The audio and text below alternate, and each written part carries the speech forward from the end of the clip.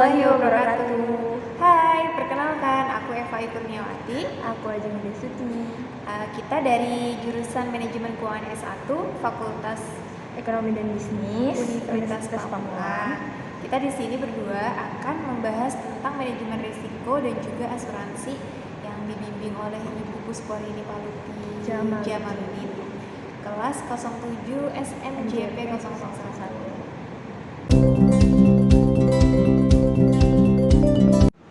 Oke teman-teman, jadi di sini kita bakal ngebahas tentang manajemen risiko terlebih dahulu ya. Nah, menurut kamu nih Pak, manajemen risiko sendiri itu apa sih? Nah, manajemen risiko itu yang Eva tahu adalah sebuah upaya atau usaha yang dilakukan untuk pengendalian risiko dengan cara mencari sumber-sumber risiko itu sendiri ataupun dampak yang mana bisa digunakan untuk meminimalisir risiko itu sendiri. Jadi manajemen risiko itu biasanya digunakan oleh perusahaan atau instansi ataupun kita sendiri untuk menangani risiko itu biar nggak terjadi seperti apa atau biar nggak terjadi bagaimana.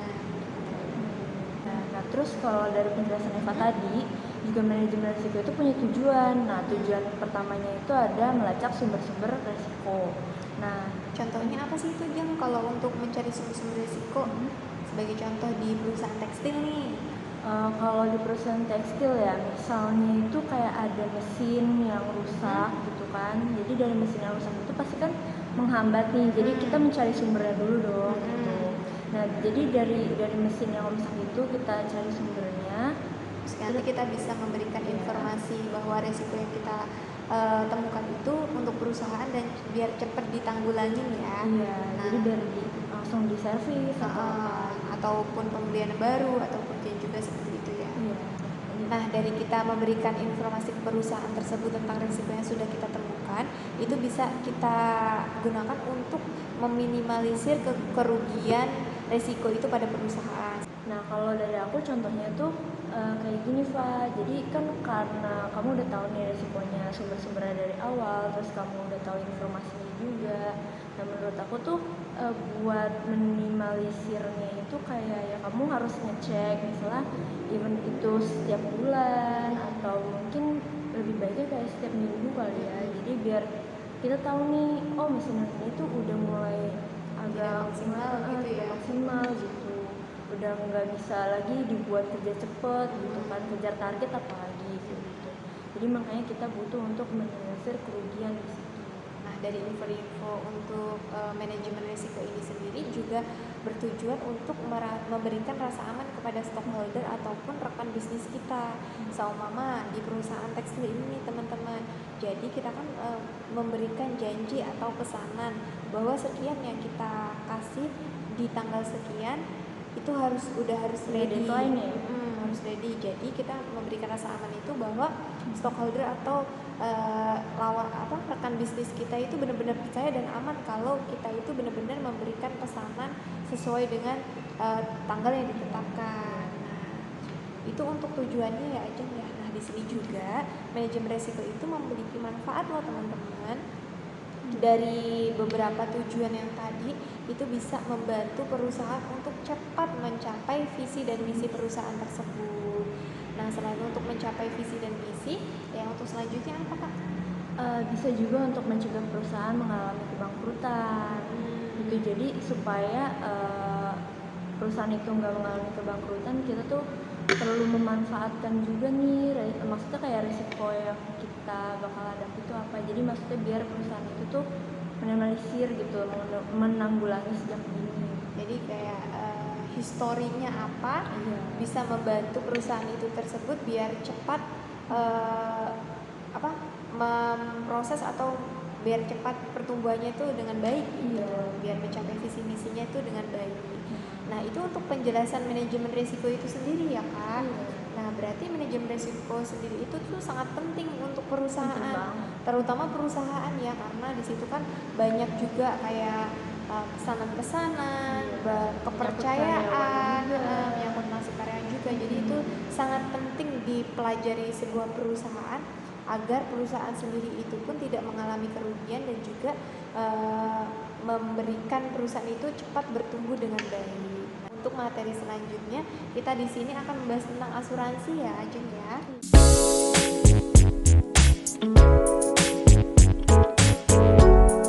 Nah, menurut kamu nih, Jeng, asuransi itu apa sih? Nah, kalau menurut Ajeng nih, asuransi itu salah satu bentuk pengendalian risiko dengan cara mengalihkan risiko lain dari satu pihak kepada pihak yang lainnya. Nah, berarti asuransi itu bisa dibilang juga salah satu bentuk cara memanage resiko ya, Jeng ya. Karena Iya. asuransi itu kan sebuah jaminan ya yang diberikan oleh beberapa pihak ke pihak lain. Sebagai contohnya itu perusahaan ya, Jeng ya. Perusahaan itu memberikan asuransi yang berupa jaminan seperti kesehatan, ketenaga kerjaan ataupun keselamatan kerja. Oh ya, Jeng, kebetulan di Indonesia ini sangat familiar banget ya tentang Iya. asuransi, yang terutama di Indonesia ini contohnya adalah BPJS.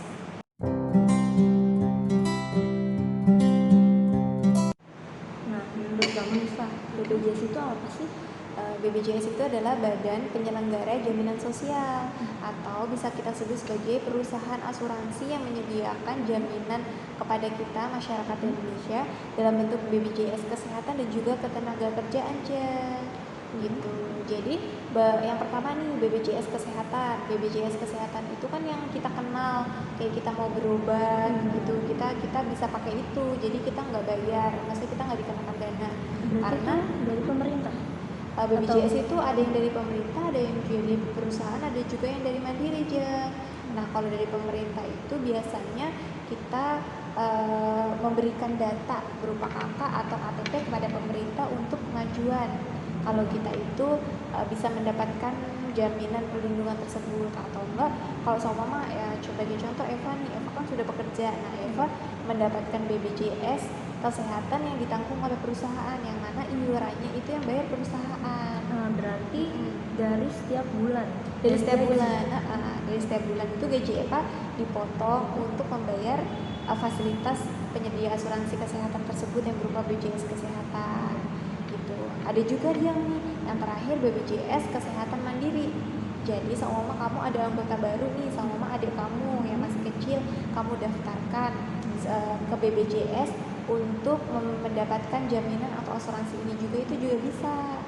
Nah, itu caranya kita tinggal datang aja ke kantor BPJS kalau kita ada anggota baru. Nah, dari itu kita bisa membayar atau memilih kelas, kan itu di BPJS 3 kelas ya. Itu kita bisa memilih kelas 1, 2, 3 yang mana iurannya itu berbeda. Nah, tapi untuk persyaratannya kalau yang mandiri itu apa? Kalau yang setahu aku ya, itu kakak udah pasti, terus KTP. Nah, terus kan kalau anak kecil itu kan nggak mungkin punya KTP. Kalau kita kan udah punya KTP. Nah, untuk yang anak kecil itu gimana? Sebenarnya hampir sama kayak yang lainnya, tapi kalau untuk setahu aku ya, kalau untuk BPJS kesehatan untuk anak kecil itu bisa pengajuan dari akte lahir. Nah, jadi bukan KTP, akte lahir sama kakak. Berarti seumpamanya belum ada akte, ya nunggu dulu. Bikin akte gitu. Nah, itu penting banget loh, apalagi kan kalau di zaman pandemi seperti ini kan kita sering sakit ya. Jadi itu sangat menjamin dan membantu kita untuk berobat, mempermudah lah ya. Nah, dari BPJS sendiri itu teman-teman itu ada tiga kelas, ada kelas 1, ada kelas 2 dan kelas 3. Kelas 1 itu setahu kita, saya dapat informasi itu pembayarannya iurannya 150.000. Untuk kelas 2-nya 100.000, kelas 3-nya 50.000. Itu kalau dibayar mandiri. Nah, perbedaannya itu terletak di mana? Di fasilitas yang diberikan oleh BPJS, seumpama rawat inap. Kalau rawat inap kelas 1 itu dari satu ruangan itu hanya ada 2 orang. Kalau kelas 2 1 sampai 2 orang. Nah, kalau untuk kelas 2 itu antara 3 sampai 5 orang. Nah, kalau kelas 3 itu 5 sampai 6 orang. Jadi hampir kita sebut tuh kayak VIP atau khusus atau enggak gitu ya. Nah, untuk yang selanjutnya itu ada BPJS Ketenagakerjaan aja.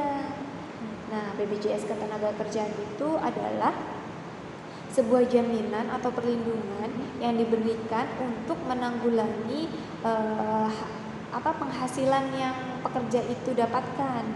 Ya dari resiko-resiko kayak kecelakaan kerja, dari resiko-resiko kematian ataupun yang musibah dari kita saat bekerja itu sendiri. Berarti perusahaan menjamin itu semua. Nah kalau untuk BPJS Ketenagakerjaan ini memang dihususkan untuk pekerja. Nah itu nantinya kita bisa klaim loh Jen. Jadi seperti yang kita bahas di awal tadi tuh, BPJS Ketenagakerjaan itu sama aja seperti investasi dana. Berarti yang bisa dicairin itu ya? Jadi berapa tahun gitu? Kalau dari berapa tahun sih pengalaman aku pribadi itu tuh 1 tahun, 2 tahun, 3 tahun pun bisa dicairkan asalkan berarti nggak harus kayak puluhan tahun gitu. Nggak harus. Jadi asalkan selama kita kan berhenti di perusahaan ini nih, kita harus ada tanda bukti kalau kita benar-benar berhenti dari perusahaan tersebut, baru kita bisa mencairkan asuransinya tersebut. Jadi kita itu keluar dari perusahaan itu baik-baik. Jadi asuransi yang dijaminkan ke kita tentang kecelakaan kerja, tentang bentuk jaminan-jaminan saat kita bekerja itu bisa diberikan kepada kita gitu. Caranya cuma kita bekerja di situ berhentinya baik-baik. Itu sih kalau yang Eva tahu. Itu yang itu penjelasan tentang kita tentang salah satu bentuk asuransi yang ada di Indonesia yaitu BPJS.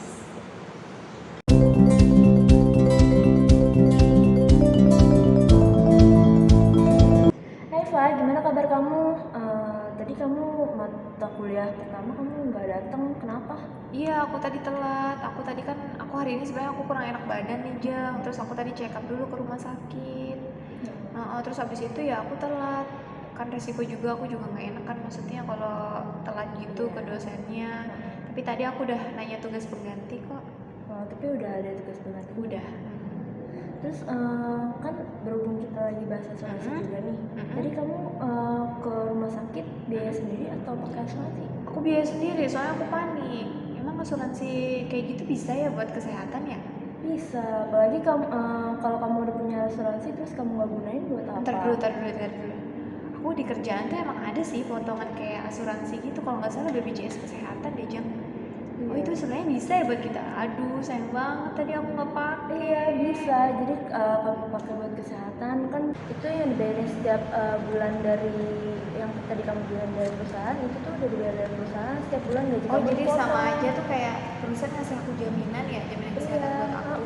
Jadi kalau kamu kenapa-napa ya perusahaan yang jamin gitu. Mungkin kalau perusahaan banyak juga ya perusahaan kayak gitu, mungkin itu suatu bentuk action buat ngurangin resiko kecelakaan kerja atau karyawan sakit kan ya. Jadi perusahaan juga kasih tanggung jawab bertanggung jawab gitu kalau sampai kamu kenapa-napa atau kecapean kerja kan kayak gitu. Misalnya kita juga nggak mungkin lembur terus kayak udah ketika kita sakit terus kita biaya sendiri gitu. Makanya perusahaan itu kasih asuransi. Jadi segimana mungkin perusahaan mengurangi resiko yang terjadi pada karyawannya, sehingga kalau sama aku ada keluhan aku bisa pakai asuransi itu. Oh gitu, aku baru paham. Jadi kamu nggak perlu lagi kayak repot-repot uang sendiri. Iya, aku sayang banget kan. Iya bener sih. Iya deh, nanti aku lama-lama gitu kan. Saya nanti aku lain kali aku pakai itu asuransi aku BPJS lumayan juga ya. Berarti selama ini kamu kalau berobat pakai uang sendiri, pakai biaya sendiri? Alhamdulillahnya sih aku maksudnya jarang sakit, dan aku kalau sakit nih baru-baru ini karena kan emang lagi banyak tugas juga ya, jadi aku kurang bisa manage waktu, jadi aku juga banyak lembur, jadi aku kalau ke kampus juga sering telat aja. Akunya aja jadinya kurang manage waktu dan mempersiapkan biar enggak resiko-resiko itu biar enggak ada kan. Aku juga kayak gini, aku juga telat, maksudnya mata kuliah aku banyak yang kosong.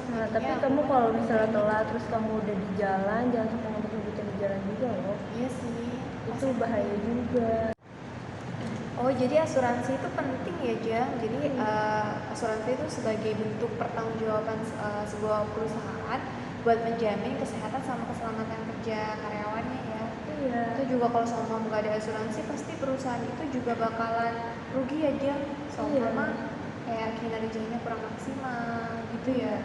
Jadi kan ketika misalnya kamu sakit, terus pasti pekerjaan kamu tuh harus ada yang handle. Nggak mungkin dong kamu nggak masuk 1 hari terus yang kayak ya udah tunda aja pekerjaannya. Kalau kayak gitu kan perusahaan juga bakalan rugi. maka dari itu perusahaan memberikan bentuk jaminan berupa asuransi kesehatan dan keselamatan kerja tadi ya. Oh ya Jeng, selain asuransi kesehatan kayak BPJS tadi, menurut kamu asuransi itu fungsinya buat apa lagi sih Jeng? Kalau menurut aku ya, si asuransi itu juga bisa jadi investasi dana, terus kayak jadi penghasilan yang tak terlihat gitu. Maksud kamu mungkin kayak BPJS ketenagakerjaan ya? Iya, BPJS tenaga kerjaan itu kalau nggak salah ya bisa dicairin gitu kan? Bisa. Jadi waktu ada rekan kerja aku tuh yang udah nggak bisa ngajuin kerja lagi karena emang ada alasan ya yang tidak memungkinkan untuk dia kerja lagi. Terus dia ngurus BPJS ketenagakerjaan dia tuh selama dia kurang lebih 6 tahun kerja. Jadi mungkin itu yang dimaksud investasi dana ya. Iya, jadi dia bisa ambil tuh dia kayak yang udah dibayar perusahaan. Jadi intinya kayak nabung juga. Iya, kayak investasi ya, benar juga. Asuransi banyak juga ya manfaatnya ya. Jadi selain buat kesehatan juga ya buat kayak tabungan buat kita juga. Iya. Oh iya Fang, kan sekarang kita tuh lagi ngebahas asuransi kesehatan. Nah terus tadi kamu udah ngebahas asuransi ketenagakerjaan. Nah kan aku nih belum kerja kan, tapi menurut kamu bisa nggak kalau aku kayak bikin asuransi juga? Setahu aku kalau kita bahas asuransi kesehatan ya kayak BPJS itu ya, sebenarnya memang ada BPJS itu ada kayak beberapa macam penanggung Jeng. Jadi kan kalau aku kan pekerja nih, nah itu yang nanggung aku perusahaan aku. Ada juga yang ditanggung pemerintah. Jadi itu memang dikhususkan untuk rakyat Indonesia yang sudah terjamin. Kayak bentuk BPJS-nya tuh kayak BPJS KIS. Jadi memang dia itu nggak berbayar, nggak dibayarin perusahaan, nggak dibayarin pribadi. Jadi memang yang membayar atau menanggung itu pemerintah langsung. Itu ada juga. Terus ada juga sama kamu ada nih, sama mama kamu ada lahir sama kamu ya adik kan. Nah adik kamu itu bisa didaftarin BPJS Mandiri loh. Jadi nanti BPJS Mandiri itu mama kamu bisa pilih kelasnya kan. Kalau BPJS itu ada kelas 1, 2, 3. Nah nanti tergantung mama kamu ambil kelas berapa. Perbedaannya cuma biayanya aja setiap bulannya. Tapi walaupun kayak gitu itu sudah menjamin adik kamu tentang kesehatan. Sama adik kamu lagi sakit nih harus dirawat gitu-gitu, itu bisa terjamin di BPJS tadi. Hampir sama fungsinya kayak yang aku dari perusahaan, cuma beda di penanggungnya aja kan. Kalau aku penanggungnya itu perusahaan, nah kalau yang tadi kasus kayak kamu tadi itu penanggungnya keluarga atau enggak pribadi gitu. Oh berarti perbedaannya itu di situ ya. Jadi kalau kamu BPJS kamu itu ketenagakerjaan yang dibayarin oleh perusahaan. Berarti kalau misalnya aku bikin asuransi BPJS, berarti BPJS-nya BPJS kesehatan. Iya, BPJS kesehatan dan bisa milih juga dong, bisa mandiri atau dari pemerintah. Coba kamu tanya mama kamu, siapa tahu kamu punya juga BPJS yang dari pemerintah. Karena setahu aku BPJS dari pemerintah yang di situ itu rata aja. Rata itu maksudnya dalam arti semua orang memang udah punya, udah didaftarkan juga kan, udah diurus pemerintah yang sedemikian rupa. Nah beda contohnya kayak aku kan bekerja, aku dulu juga dari KIS, dari BPJS KIS, BPJS kesehatan KIS. Terus karena aku bekerja, karena aku udah ada yang menanggung nih, jadi BPJS aku itu dialihkan oleh perusahaan yang menanggung perusahaan dan pemerintah lagi. Soalnya kan pemerintah juga ada peraturan tuh, kalau selama bekerja itu ada perhitungannya sendiri gitu. Coba nanti kamu tanya sama mama kamu. Setahu aku bisa sih, maksudnya kalau sama mama, siapa tahu kamu udah punya KIS gitu mas aku. Kalau nggak bisa daftar mandiri kok. Tapi sejauh ini aku udah ada sih asuransi kesehatan, tapi itu dari pemerintah. Sebelumnya aku bikin yang sendiri, cuman waktu itu karena ada perubahan atau apa gitu, jadi aku jadi dari pemerintah gitu loh. Dia tadinya mandiri bayar sendiri, terus jadi dibayarin sama pemerintah. Itu BPJS. Iya, aku BPJS. Berarti sama kayak tadi kita bahas ya. Jadi kamu sekarang ibarat kata udah dialihkan data ke BPJS. Berarti pada intinya memang asuransi itu penting banget ya, walaupun kita sakit atau enggak. Asuransi itu kan menjamin banget ya buat kita. Kayak tadi aku yang awalnya sehat-sehat aja nggak pernah sakit, tiba-tiba sakit dan aku membutuhkan biaya yang nggak terduga ya, itu bisa ngejamin kita ya Jun ya. Apalagi ketika kamu tuh sakitnya yang bener-bener nggak terduga, yang kamu tuh misalnya ngerasa ada sesuatu yang aneh gitu loh di badan kamu, entah ya amit-amit gitu, misalnya semacam tumor atau kayak Kanker gitu ya. kanker ya apalagi. Iya, aku lagi ingat ya Jeng, yang lagi aku semester 6 tuh yang aku nggak masuk 5 hari. Iya. Itu saudara aku lagi sakit, lagi operasi. Jadi karena nggak ada yang ngejagain, jadi aku diminta tolong keluarga aku buat jagain. Itu dia kalau nggak salah juga pakai BPJS tuh dia. BPJS dari pemerintah? Enggak, karena dia kerja. Jadi BPJS dia terjadi perusahaan dan dia dapat kelas 2. Kelas 2 itu ternyata dia dapat pelayanan atau fasilitas rawat inap, dan dia benar-benar operasi kista itu benar-benar nggak bayar. Maksudnya dibantu banget gitu. Ya alhamdulillah banget ya, asuransi memang penting ya. Iya, jadi nggak perlu kan, apalagi operasi berarti kan, operasi itu Membutuhkan biayanya besar biaya. banget gitu. Jadi nggak mungkin yang kayak berapa juta, pasti puluhan juta juga. Kalau keluar uang itu pasti lebih besar Iya, banget benar. dari kita. Berarti pilihan yang pas banget ya, kayak buat perusahaan atau pemerintah memberikan asuransi kepada yang ditanggungnya biar mengurangi manajemen